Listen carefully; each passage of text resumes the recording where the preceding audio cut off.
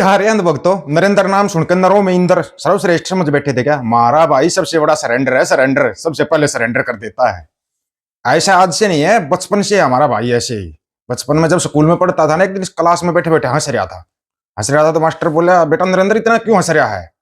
बोला जी आज मेरी बकरी ने अंडा दिया। बोला तू बेवकूफ तो नहीं है, बकरी कभी अंडा देती है क्या? बोला जी मैंने मेरी मुर्गी का नाम बकरी रख रखा है। मास्टर शोक, नरेंद्र रोक। ऐसा हमारा भाई विनाश का नाम विकास रख दिया, चारों तरफ विकास की गंगा बह रही है। अब ये बताओ, सोमनाथ को लूट कर कौन ले गया था? गजनी। उसका भी जश्न मनवा दिया पूरे देश से। आज मना रहा है पूरा देश जश्न। और सोमनाथ का स्वर्णद्वार गजनी से कौन लेके आए थे? उनका कहीं पर नाम ही नहीं है। ऐसा है हमारा भाई नरेंद्र। ऐसे ही समझ रहे हो क्या? अभी तो कारनामों की लिस्ट आपको बताएंगे, थोड़ा ध्यान से सुनना। अंधभक्त तो थोड़ा बर्नौल बर्नौल खरीद लेना, हमारे कोई सिर मत हो जाना, सिर मत हो जाना। क्योंकि ट्रंप के सामने इतना बड़ा सरेंडर आज तक नहीं किया था। साथ में शेठ जी ने भी सरेंडर कर दिया। शेठ ने पहले सरेंडर किया। अपना सफेद हाथी बचाना बहुत जरूरी होता है भाई। सफेद हाथियों से बहुत प्यार है शेठ जी को। सफेद हाथी चला गया तो शेठ जी का सब कुछ चला जाएगा। सरेंडर का पहला कदम लगभग फाइनल हो चुका है। मुबारक हो कायरो, मुबारक हो तुम्हारे को, मुबारकबाद। हमने पहले कहा था कि भाई जो अपना जगत सेठ है, अमेरिका से वेनेजुएला का तेल खरीदने का लाइसेंस ले रहा है। अब मीडिया इस बात ने लगभग कन्फर्म कर चुकी है, मंडियों के दलालों ने भी कन्फर्म कर दिया। धन्यवाद मंडियों के दलालों, तुमने हमारी बातों को कन्फर्म किया। और सिर्फ सेठ ही नहीं बल्कि भारत की सारी प्राइवेट तेल कंपनियों ने भी ट्रंप के सामने सरेंडर कर दिया है। सबको वेनेजुएला का तेल खरीदना है ताकि ट्रंप नाराज ना हो जाए। नाराज हो जाएगा तो क्या होगा? टक्कर लेने का थोड़ा तो दम रखो।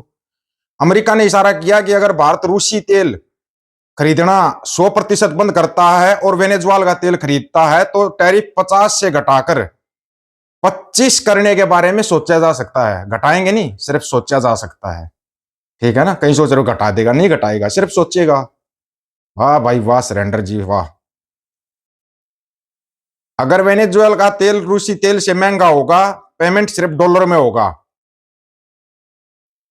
समझ रहे हो? रूस से सस्ता तेल लेकर तुम्हारे को महंगा दिया था, अब कितना सस्ता मिलेगा अपना अंदाजा लगा लेना, थोड़ा मोटा मोटा बस। अमेरिकन शर्त पर तेल खरीदना होगा। शर्त भी अमेरिका ही रखेगा, कहीं तुम सोच रहे तुम्हारी से? ना ना ना ना ना। इसके बावजूद अमेरिका भारत ट्रेड डील की कोई गारंटी नहीं है। ट्रेड डील अमेरिका की शर्त पर ही होगी। समझ रहे हो या नहीं समझ रहे? समझ रहे हो? और जैसे पहले लेटर लिखते थे ना, लेटर के लास्ट में लिखते थे थोड़े लिखे को ज्यादा समझना। पुराने लोग होंगे ना, वो समझते हैं इस बात को। आने वाले 2 हफ्ते में वेनेजुएला में कम से कम 10 अरब डॉलर का इन्वेस्टमेंट होने की उम्मीद है। ये होती धमक, ये बोलते डंके का बजना। ये बजा डंका ट्रंप का। हम तो ये कहते हैं उसको नोबेल पुरस्कार दे देना चाहिए ट्रंप साहब को। पूरी दुनिया के सामने दिखा दिया कि एक सबसे बड़ा सरेंडर है तुम्हारे पास है। सरेंडर की तो पता नहीं भाई। एक बात साफ है कि ट्रंप ने दुनिया के तेल व्यापार पर कब्जा कर लिया है, मगर ट्रंप सीपीईसी को नुकसान नहीं पहुंचाएगा। समझ रहे हो? नहीं समझे? ट्रंप का मकसद अमेरिका के लगभग 35 ट्रिलियन कर्ज की को घटाना है, और वो घटा देगा भाई। इस तरीके से तो घटा देगा। ट्रंप ने अमेरिकी आवाम को फायदा पहुंचाने क्रेडिट कार्ड पर सर्वोच्च ब्याज दर 10% करने की बात कही है। पहुंचाएगा अमेरिका के नागरिकों को। अमेरिका का राष्ट्रपति है भाई वो। हमारे पास भी काश ऐसा प्रधानमंत्री राष्ट्रपति होता तो अलग ही बात होती। कोई नहीं, मिल जाएगा, कभी तो मिल जाए, कभी तो मिलेगी मंजिल।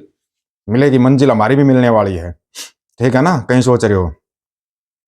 हालांकि ये काम बहुत मुश्किल है। अगर क्रेडिट कार्ड पर ब्याज 10% हो गया और $1 ट्रिलियन ही की बचत होगी, बस $1 ट्रिलियन की, जो कि हमारे वाला एक सपने दिखा देता लोगों को। ठीक है ना? अगर कोई बोलता कि भैया ऐसे ऐसे अमेरिका के सामने सरेंडर करेगा, गालियां देने लग जाते थे। अब दे के दिखाओ, वेनेजुएला से पूरा तेल खरीदा जाएगा। चटानी मटानी ने भी बोल दिया हम भी अमेरिका से वेनेजुएला का तेल खरीदेंगे, वो वेनेजुएला का तेल अमेरिका बेचेगा। शाबाश। आज अमेरिका ने भारत को पूरी तरह से जकड़ लिया है। हालांकि इस जकड़ से निकलने के रास्ते मौजूद हैं, मगर मोगली ने हिम्मत नहीं है कि अमेरिका के खिलाफ जाए। छपनिया का 0.5 बना दिया भाई। तुम छपनिया छपनिया कर रहे थे, छपनिया का 0.5 हो चुका है। अब आगे तुम्हारी मर्जी है। ट्रंप के इस दबाव के सियासी मायने भी हैं। अब तक ट्रंप सिर्फ दबाव बना रहा, मगर ट्रंप के पास तुरुप का पत्ता भी है। वरना मोगली इतना खौफजदा क्यों है? फोन भी नहीं कर पा रहा। बड़े कमाल की बात हो रही है। अब रास्ता एक ही है, सरेंडर करो या हिम्मत दिखाओ। मगर तो आपको पता ना खाकी चढ़ी वालों का इतिहास सरेंडर का है। हम्म, इनका इतिहास ही सरेंडर का रहा है। वो टकराने की हिम्मत दिखाएंगे। अभी आते हैं असली बात के ऊपर, जो कि यहाँ पे हमारे से जश्न मनवाया जा रहा है। भाई जश्न मनाओ, जश्न मनाओ, जश्न मनाओ। धन्यवाद जी, हम तो जश्न मनाएंगे भाई, बोलिया है। किसका जश्न मना रहे हैं? सोमनाथ को ध्वस्त करने का जश्न मनाया जा रहा है। ध्वस्त के साथ इन्होंने एक नया नाम और जोड़ दिया, पुनर्निर्माण का जश्न। कितने बार होया जी? वो एक बार गिनती देख लेना आप, कितने बार होया। फिर किस चीज का जश्न मना रहे हो, पहले तो ये बताओ। हर बार इतना नुकसान है, उससे फायदा क्या हो रहा है, ये बता दो हमारे को। क्योंकि उसका अध्यक्ष मोगली को बना दिया गया है। सोमनाथ के ट्रस्ट का अध्यक्ष हमारे मोगली जी को बना दिया गया। बहुत बहुत मुबारक हो। ऐसे थोड़ी नहीं होता है। देखो कितनी अच्छी बात है, आप लोगों को कितने बार बर्बाद हुआ, एक बार उसका मोटा मोटा सुनो। मोगली ने कहा कि गजनी को लगा कि उसने सोमनाथ मंदिर के वजूद को मिटा दिया, लेकिन 12वीं शताब्दी में पुनर्निर्माण हुआ। फिर अलाउद्दीन खिलजी ने आक्रमण किया। 14वीं शताब्दी में जूनागढ़ के राजा ने पुनर्निर्माण किया। 14वीं शताब्दी में आक्रमण किया। फिर सुल्तान अहमद शाह ने आक्रमण किया। फिर सुल्तान मोहम्मद तेगड़ा ने मंदिर को मस्जिद बनाने की कोशिश की। 17वीं और 18वीं शताब्दी में औरंगजेब का दौर आया। उसने मंदिर को अपवित्र करने की कोशिश की, तो अहिल्याबाई होलकर ने मंदिर बनवा दिया। सोमनाथ का इतिहास विजय और पुनर्निर्माण का है। विजय कहां पे प्राप्त की तुमने, पहले मेरे को ये बताओ भाई। कहां पे विजय हुई तुम्हारी? सोमनाथ का जो स्वर्ण द्वार लेके आए थे, तुमने क्या बोले? तो आप पवित्र हो गए। उसके बाद वो दरवाजे ही गायब हो गए, पता नहीं कहां से गायब हो गए। एक बात और बड़ी कमाल की बोली हमारे मोगली साहब ने। मोहम्मद गजनबी से लेकर और औरंगजेब हमले कर रहे थे, तब वे भूल गए कि सोमनाथ के नाम में सोम यानी अमृत है। ऐसे में जब इसे नष्ट करने की कोशिश हुई, तो सोमनाथ मंदिर उठ खड़ा होया। बिल्कुल अपने आप उठ के खड़ा हो गया भाई। किसी ने कोई मदद नहीं की। इंसानों ने मदद की होगी तभी खड़ा होया होगा मंदिर। तुम अपने इतिहास तो तुम्हारा कुछ है नहीं। तुम उस मिथिहास को इतिहास बनाने की कोशिश कर रहे हो। हैं? जो झूठ है उसको तुम सच बनाने की कोशिश कर रहे हो। हमारे को इस सवाल का जवाब दो। सोमनाथ का स्वर्ण द्वार गजनी से वापस लेके कौन आया था? जिस स्वर्ण द्वार को गजनी लूट के लेके गया था, उस स्वर्ण द्वार को कौन वापस लेके आया था? वैसे जाट रेजिमेंट वालों को तो पता ही होगा, उनको तो गाने में सिखाया जाता है ना। सोमनाथ का स्वर्ण द्वार हम ही गजनी से ले आए थे, पाकिस्तानी दुश्मन हमने सीमा पार भगाए थे। जाटों का इतिहास हमारे भारत का इतिहास है। लेकिन तुम्हें एक शब्द जोड़ दिया जाटों का। सिखों का शब्द जोड़ना था, वो जाटों का शब्द है।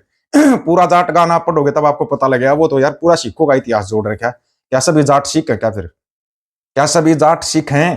पिछोकड़ हमारा सिक्की में है, जो हमारा जाट गान सिखाया जाता है हमारे को। अब ये जाट गान को भी बदल देंगे, इनका कोई भरोसा नहीं है। बड़े ये चिंटू मिंटू है ये।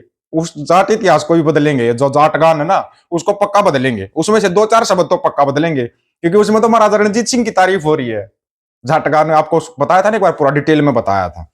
कहोगे फिर दोबारा, कहोगे दोबारा डिटेल में बता देंगे आपको जाट गान का पूरा मतलब, एक एक शब्द का मतलब। क्योंकि जो जाट रेजिमेंट में नौकरी करते हो तो गाते में जाट गान गाया जाता है। रेजिंग डे वगैरह पे सभी जगह पे जाट गान गाया जाता है। तो जाट गान तो सबको याद होगा। उस जाट गान का अर्थ निकाल कर देख लेना, सिखों का इतिहास मिलता है वो। कमाल की बात है यार। फिर हमारे को कन्वर्ट किया गया क्या? बांटा गया हमारे को। पिछोकड़ हमारा फिर सिक्की में है। इस पे सवाल होंगे। आप लोगों की क्या राय है? अपनी राय रखना, आपकी राय का इंतजार रहेगा। सभी साथियों को राम राम, नमस्कार, आदाब, सत श्री अकाल। वीडियो को ज्यादा से ज्यादा शेयर, चैनल को सब्सक्राइब, बेल आइकन को जरूर दबाना दोस्तों। ऑफिशियल दीपक फौजी यूट्यूब चैनल, बात हक और सच की करेंगे। हक सच की बात हम करेंगे। वीडियो को शेयर करने की जिम्मेदारी आप लोगों की है। गज के आखो। वाहिगुरु जी का खालसा, वाहिगुरु जी की फतेह।